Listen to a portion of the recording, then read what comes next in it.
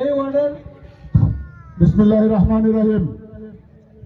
আজকের এই দোয়া মাহফিল এবং মত বিনিময় সভার সম্মানিত সভাপতি এবং আজকের সভার মধ্যমণি আমাদের সকলের অভিভাবক, প্রধান অতিথি, জাতীয় বীর, বাক্সুর সাবেক ভিপি, সাবেক সফল মন্ত্রী, ক্যাডিগঞ্জ থেকে চারবার নির্বাচিত সাবেক সংসদ সদস্য, ঢাকা মহানগর উত্তর বিএনপির সাবেক সফল আহ্বায়ক, বিএনপির চেয়ারপারসনের অন্যতম উপদেষ্টা, বিএনপির মনোনীত ধানের শীষে ঢাকা 2 আসনের প্রার্থী জননন্দিত জননেতা জনাব আলহাজ আমানুল্লাহ আমান সহ উপস্থিত নেতৃবৃন্দ এবং আমার 2 নং ওয়ার্ডের সমস্ত ভোটার এবং আমার মা বোন, মাসি পিসি দিদিরা যারা ভাইরা আছেন সকলকে আমার সালাম এবং আদাব।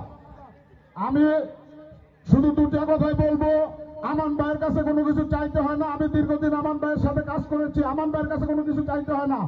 আমান ভাই ফোন করে বলে তোমার এলাকায় কোনো কাজ আছে কিনা। আমরা যদি বলি আমাদের অলরেডি অনেক উন্নয়নমূলক কাজ এই অঞ্চলে হচ্ছে, ইনশাল্লাহ এই ধারা চলমান থাকবে।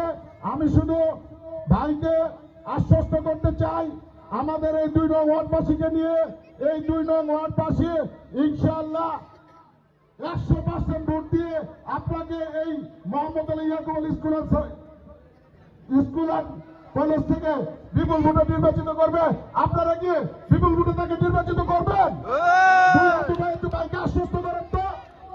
ইনশাআল্লাহ কথা দিচ্ছি, এই মোহাম্মদ আলী ইয়াকুব আলী স্কুল অ্যান্ড কলেজের কেন্দ্রে ইনশাআল্লাহ একটি ভোটও বাইরে যাবে না। এই বলে আমার সংক্ষিপ্ত বক্তব্য শেষ করছি। আল্লাহ হাফেজ। বাংলাদেশ জিন্দাবাদ। আসসালামু আলাইকুম।